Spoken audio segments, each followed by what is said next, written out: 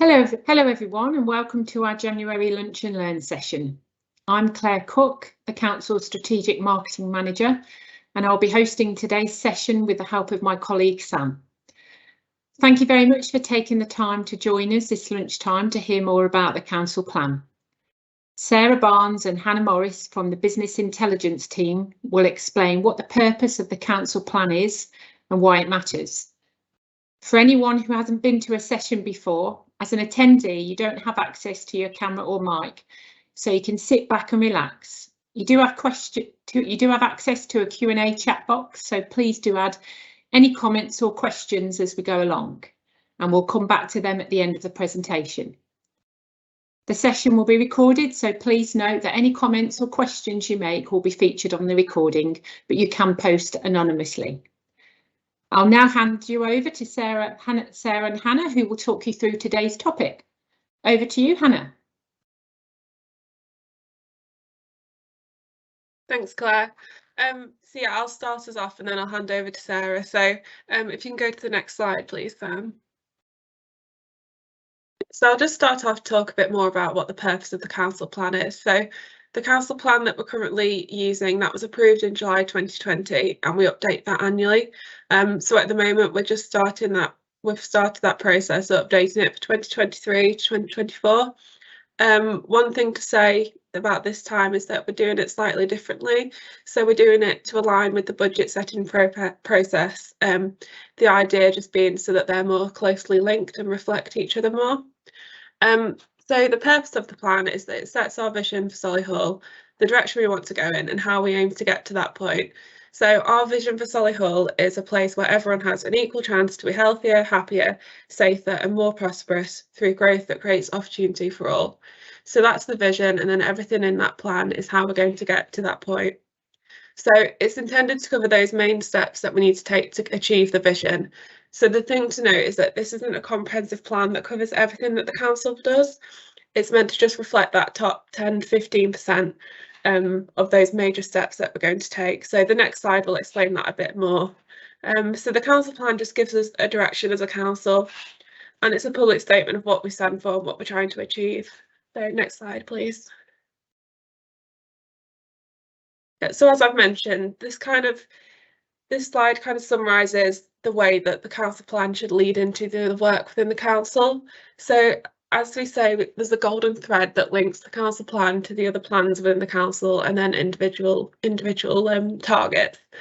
So at the top we have the council plan, and that sets the overall direction, and then beneath that, directorates have their own plans which set out what they want to do. So for example, adult social care has a 5-year plan, and then we have thematic plans around economic strategy, transport strategy, a net zero action plan, which you might be familiar with.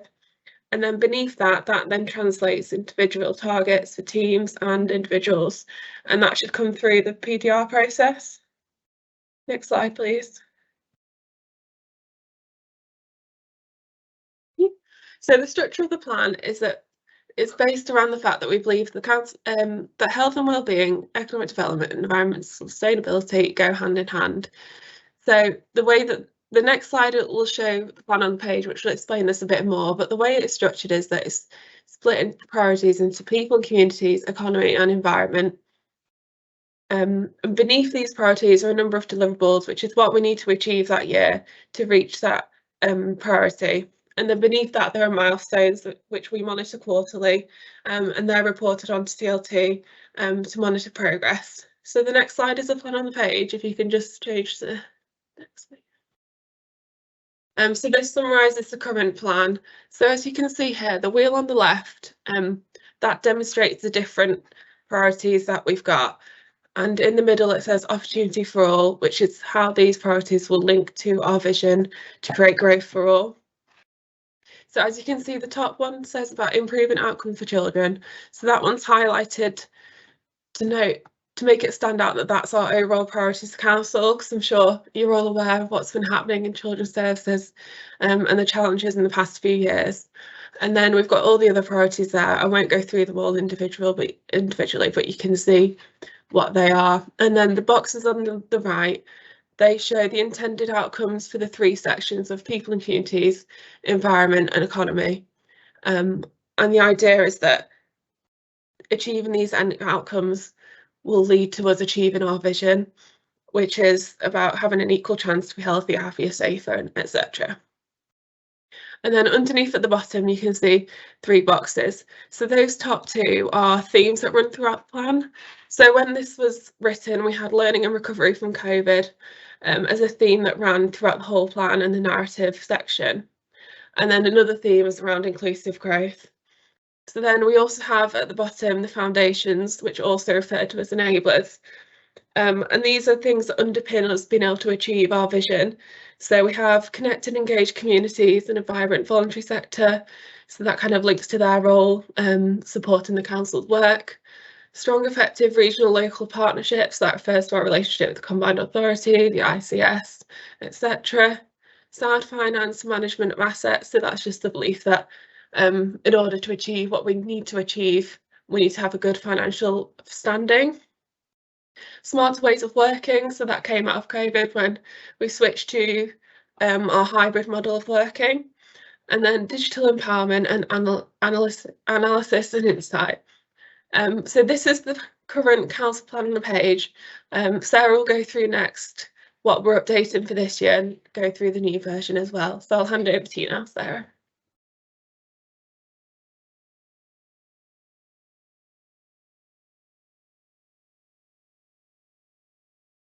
I failed the initiative test, which is unmuting myself. Sorry about that.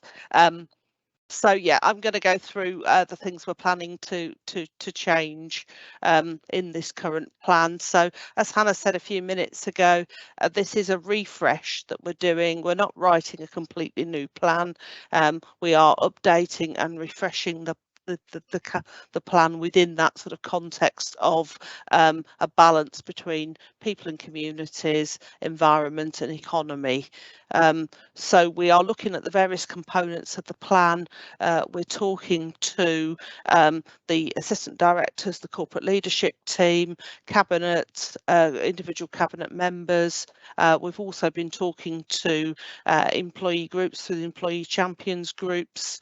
We're going to brief the unions in March. So we're doing a whole series of things, talking to people about the content of the plan and getting ideas about how it should change. So what's on this slide is the current thinking about how we're going to change the things on the plan on a page. So on the next slide, which we'll put up in a few minutes, there's a summary of that, a revised draft version of that document that Hannah showed you a moment ago. But I'll just talk you through first the things that we are thinking of changing. So you noticed on the wheel a few minutes ago that we've got 9 priorities which were themed across those 3 themes of people and communities, economy and environment, and also an enabling priority around employee wellbeing. Well, we are proposing to reduce the 9 priorities to 7. And the reason for that is that 2 of those priorities, promoting employee wellbeing and enabling communities to thrive, we think have become embedded into the way that we work as a council now and can become enablers rather than as standalone priorities. So that will mean that obviously within that wheel we'll sort of reduce to 7 priorities and be able to emphasise even further the importance of the priority around improving outcomes for children and young people, as you'll see in a minute. There will be a streamlined set of deliverables for each of those 7 priorities that we're proposing to have. We are within our current plan. We've for this year we've got something like 62 separate deliverables, separate things we're aiming to achieve. That's rather a lot, and we have actually made pretty good progress. We monitor on a quarterly basis how we're doing. As it says there, we report quarterly to the wider corporate leadership team, and we also report annually to the Resources and Delivering Value Scrutiny Board, and we're just about to do that. That's going to the Resources and Delivering Value Scrutiny Board on the 2nd of February. So we've been looking at this, and we are actually use a red, amber, green system to rate progress, and we're green for the delivery of over 2/3 of our priorities. So that's fantastic and reflects the strength of the work taking place across the council. But 62 deliverables is an awful lot, and we are looking to streamline that for this coming year. So we're going through the process at the moment, as Hannah says, of looking at the changes that we want to make. And at the moment we've got, I think, proposed something like 27 deliverables for next year. Some of them are quite big and broad, but hopefully we will have a more streamlined set of deliverables for next year. So if we move on to the next slide, I'll just show you what the revised plan on the page looks like. So on the left hand side there, you've got the wheel with our 7 priorities and our vision sitting in the middle of it. You can see that the improving outcomes for children and young people priority, we've made that larger, so it physically stands out more. And then you've got the colour coding reflects the different themes. So the ones that are that nice sort of bright blue colour are the ones about people and communities. So improving outcomes for children and young people, taking action to improve life chances and health outcomes in our most disadvantaged communities, and good, responsive and dignified care and support for adults in Solihull when they need it. Then you'll see the purple one is the priority around enhancing the natural environment, improving air quality, reducing net carbon emissions, and then the lighter blue ones or slightly lighter purple, depending on what your colours look like, about the economy. So there's one there about a focus on revitalising our towns and village centres, one about maximising the opportunities through HS2 and our UK Central concept, and one about increasing the supply of affordable social housing that's environmentally sustainable. So you'll see that's the 7 priorities there. The boxes, the outcomes, they're unchanged. They're as you saw a few moments ago.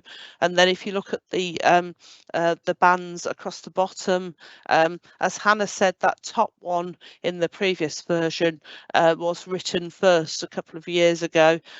During this council plan was written at the end of the first wave of the COVID pandemic, and I say it's been updated annually, but throughout we've had a sort of theme within that about COVID and supporting residents through COVID. We've had various discussions this year with cabinet members, and we felt that while obviously as we all know, COVID hasn't left us,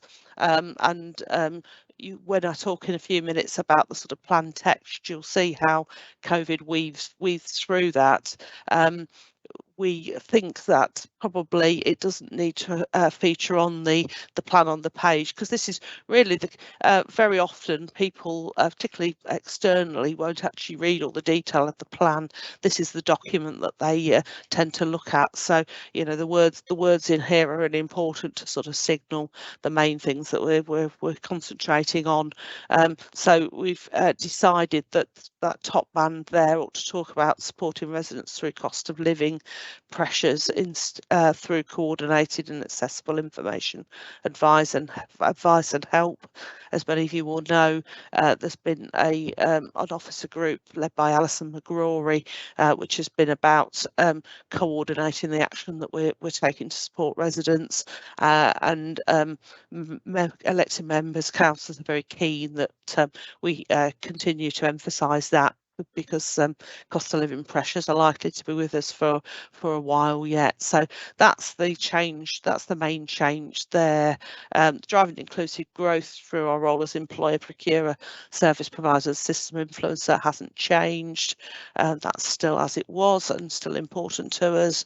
And then at the bottom we've got the foundations or the enablers, those things that enable all of the other priorities to happen. So you'll notice there are a couple of changes there. there. As talked about, we've reduced our priorities from 9 to 7, and that the other 2 were going to be within the enablers box. You'll see they are there at the start of that box. You'll also notice that if you're sharp-eyed, that promoting employee wellbeing now talks about promoting employee wellbeing, equality, diversity and inclusion. There's been a lot of work, a lot of hard work over the last year in developing the council's approach to equality, diversity and inclusion, developing our various documents that describe our approach, and the wider corporate leadership team thought it was really important that we give visibility to that work within the plan. So we're now talking, and there is a very strong link between employee wellbeing and respecting equality, diversity and inclusion. So we are putting those 2 things together as an enabler. Enabling communities to thrive, that foundation of strong communities through working with the community and voluntary sector. That is, as I say, now an enabler, so that's there. The only other change to the enablers is that smarter ways of working has been removed, because obviously over the last 2 years we've had a programme of work around smarter ways of working, particularly in the council house, but also in other buildings, and it's felt that that's become business as usual now. So that is no longer referred to on the plan on a page. I'm going to take a deep breath now. And next slide, please.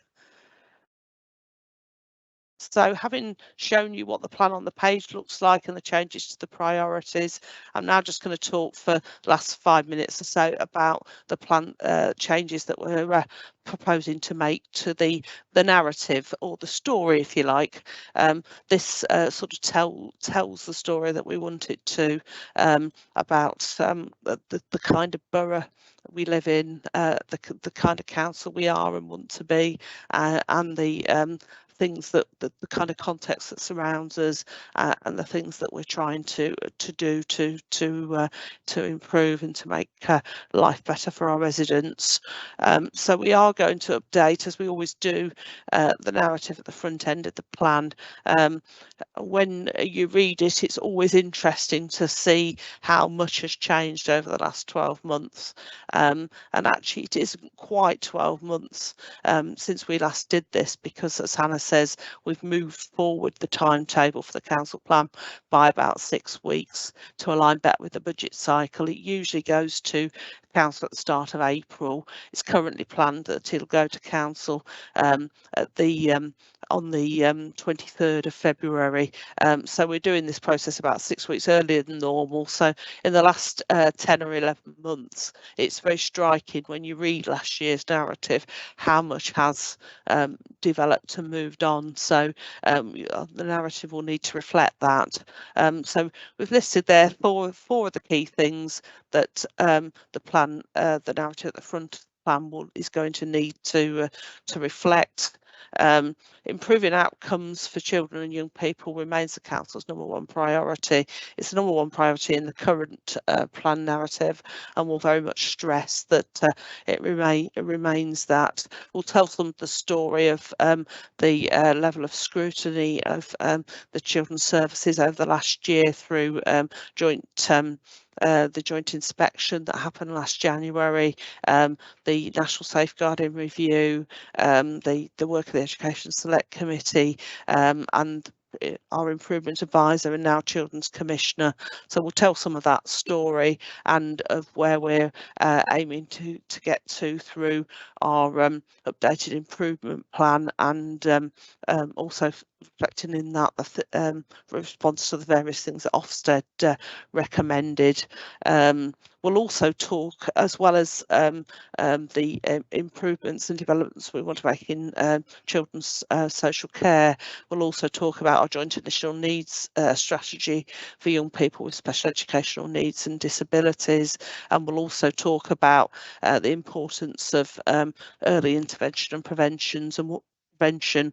And one of our deliverables is going to be around the delivery of 4 family hubs in the borough, continuing that work that's been happening over the last 12 months. So that will be a key part of the narrative for us. The next key part of the narrative is going to be about the changing nature of the borough.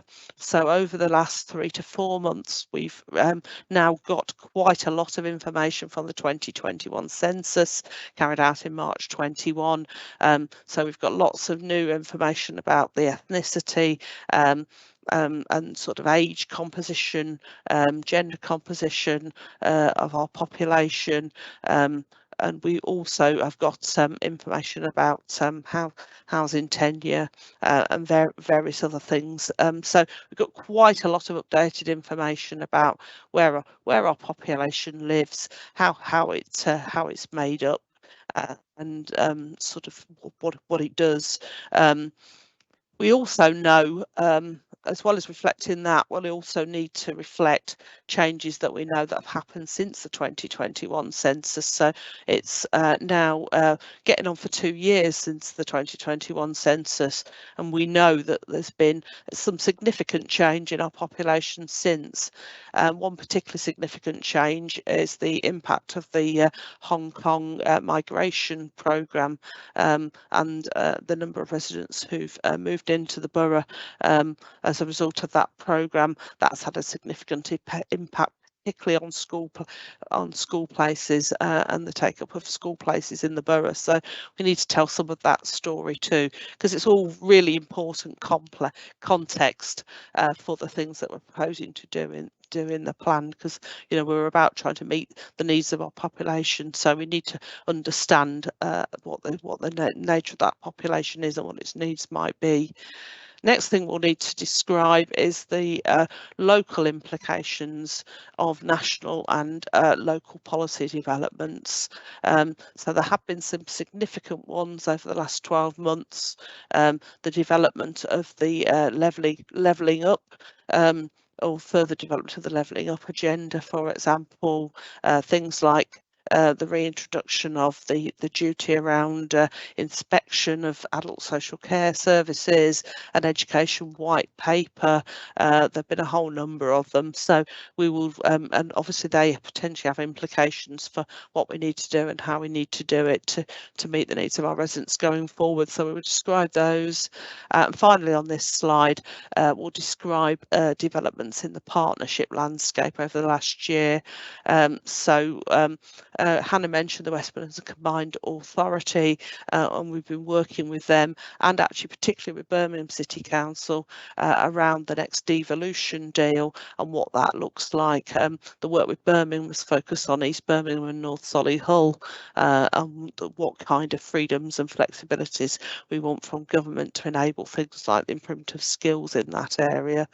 There's also, as well as the Combined Authority, there's developments in relation to the integrated care system. So the Integrated Care Board, which is the replacement for the clinical commissioning group, the main health commissioning body in the area, that went live last July. There's now a place committee which is about looking at health and care priorities for Solihull. So some significant developments there that we need to describe. Next slide, please. Then we've got another just 3 more things then to talk through in terms of things that we're going to describe within the sort of plan story. So the next one is the impact of cost pressures.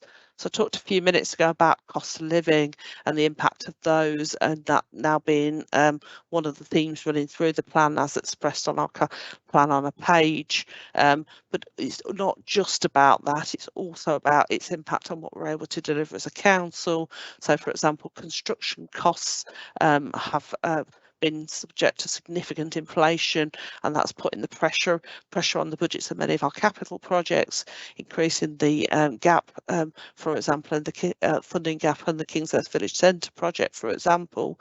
And that's one of our key deliverables in the plan, so we'll need to talk about the impact of that. Also, there's obviously been cost pressures through inflation and the effect that's had on the local government pay offer and the council staff bill. So we'll need to describe some of those things and how that impacts what we can deliver. The next one, I talked briefly, didn't I, about COVID and the continuing implications of COVID, and these are weaved through the council plan. So, whole series of implications, which I'm sure many of you are experiencing in your daily work, whether that's the impact on children in school, or on child and adolescent mental health, or on economics, or on the demand for health and care. So we'll talk about those. And finally, we'll talk about the council's approach to achieving a balanced budget and a sustainable financial position for the next 3 years, and that very much ties into the budget strategy, the medium-term financial strategy, which is going to be going through council at the same time. The idea is that the council plan provides the sort of plan for how what we need to do as a council to meet the needs of our borough, and then the medium-term financial strategy aligns resources to our priorities and provides the resources to do it. So I think they're the most significant things to make you aware of. I'm going to take another deep breath and hand back to Claire for questions. Thank you.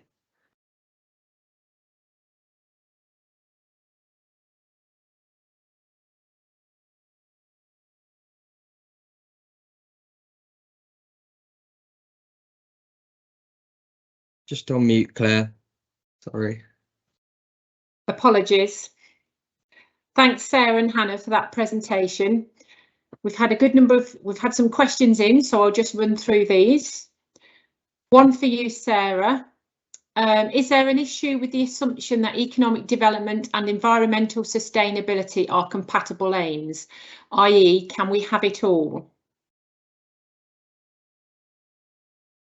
That's a very interesting question and philosophical point, and there have been many tomes written on that subject, haven't there? So I'm probably not going to add to the overall sum of knowledge, but what I would say is that I mean, as many of you will know, the current leader of the council is very, very strong on his support for the environment and climate change agenda, which is probably the main reason why it is one of the 3 pillars of our plan.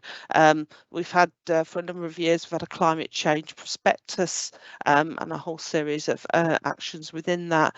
We've now got a net zero action plan as a borough, and planning for achieving net zero carbon as a council, and many of the things that or many of the kind of initiatives, some of which are reflected in the deliverables in the plan, are about trying to achieve growth in a sustainable way. So, for example, there's a deliverable in the plan which is about the modelling work around low energy heat, and I've just forgot the words for it, but sort of low energy ways of providing heat. So we are actively grappling with the conundrum, I think, and trying to find ways of bringing about growth that are also kind to our environment. And the leader, I know, is very keen to suggest to always stress the importance of the natural environment and the protection and the enhancement of that.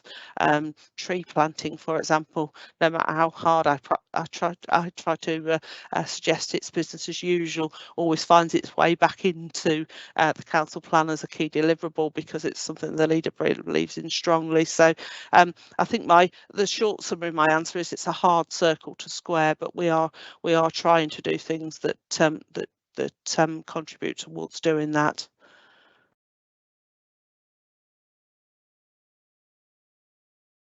Thanks, Sarah. That's really helpful. Another question, one for you, Hannah. How does the council plan change, if at all, when something drastic happens, like COVID, cost of living challenges? Yeah, so we've already kind of touched on this a bit, but basically when we update that plan each year, that's when we would make those changes. So we would reflect that within the deliverables. For example, during COVID, we had lots of deliverables around like recovery of our town centres, things like that. And then also that front end of the plan where we have the narrative about, you know, strengths and challenges and the context that we're facing. That is the bit that we would definitely change significantly. So yeah, we definitely do reflect those changes, and that's one of the reasons why we do update annually, because things happen and things change quite quickly. If I could just add a little bit to that as well. One thing that we've also done is sometimes we've changed the timing of the plan. So the first plan, what the plan was, the first plan was due in to go to council in April 2020, and we got as far as taking it to scrutiny in the March, and then it was obviously the first COVID lockdown happened, so we took a pause at that point, and we ended up eventually pausing for 3 months and taking it in July. And then obviously in July 2020, our understanding of COVID was still very much in the infancy. So as Hannah then said, we've used the annual updates, the first of which was the following April, to reflect the journey as we've gone along. The other thing, and I don't know if it's going to be another question, so in which case I might have just answered it now, is obviously many of you are aware of the current situation with the Children's Commissioner, Sir Alan Wood, who's currently working in Solihull. He's about to make his recommendations. We've written the council plan on the basis of what we think needs to happen. Obviously, if Sir Alan makes any recommendations that cause us to have another look at that and think we perhaps need to change things, then we might have to have a short pause with the development of this plan to allow us to do that. But there isn't a plan to do that at the moment. At the moment, we're planning to go to council on the 23rd of February. Thanks both. So another question from Debbie Harrison. What are the employee champion groups that Sarah mentioned earlier? I'll hand that over to you, Sarah. Okay, Hannah might want to add to this because Hannah's been doing most of the work with them, but they are the groups that were set up by our colleagues in work in organisational development to sort of work to sort of take the temperature of the workforce, I guess. People who are interested in being part of those groups are able to put themselves forward, and then they meet a few times a year, sometimes in person and sometimes on Teams, and act as a bit of a sounding board. They can also talk about what they're interested in and what they want to know more about, but they can also act as a sounding board for any changes that the council's planning to make, or talking about, you know, employee well-being and how that feels for people, what else we might need to do. So they act as a sort of conduit for that two-way dialogue about what it feels like to work for the council, and also some of the things that the council is looking to do over the forthcoming period, which is why we've taken the council plan there. So I should have said as well, there's one in each directorate, I believe, and if you are interested in finding out more, I'm sure the organisational development advisor for your directorate would be delighted to tell you more.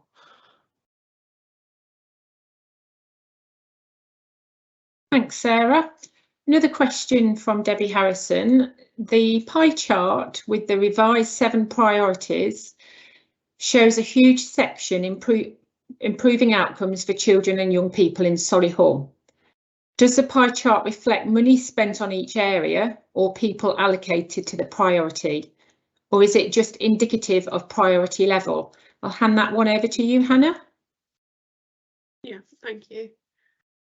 Yeah, so it's not an indication of anything to do with the money spent on it. It is just to, like you say, indicate the level of priority. So we just wanted it to stand out that, you know, children's services improvement is our main priority as a council. So yeah, no, it doesn't reflect money. I mean, naturally you might think they would be linked, but that's not an indication of the fact that children's services having 3 times the amount of money spent as the other priorities. It's just to indicate the level of priority that it's got. I don't know if there's anything you want to add to that, Sarah, or if that's...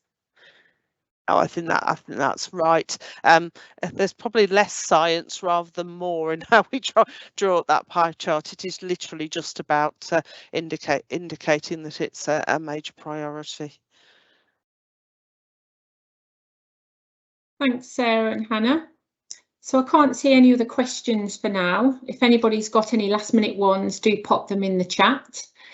Otherwise, I'll just say a big thank you to Sarah and Hannah. Thanks to everyone who's taken the time to join and listen today. Thank you very much to Sam for doing all the backstage production as well. So the next Lunch and Learn will be in February and will focus on support for parents and carers and will be led by the parenting team. The team will be showcasing their range of workshops, programmes and groups to help parents and carers gain knowledge, confidence and skills to support their parenting. You will even have the opportunity to take part in an interactive taster session of the Being a Parent programme. So look out for the registration link for that in all the staff communications. I'll also be sharing the recording link from today's session in the next staff magazine, Our Solihull, and on the intranet. So if anyone couldn't make it today and you think they will find it useful, please do pass the link on. So I think that's everything for today. Thank you for attending. We'll just say goodbye.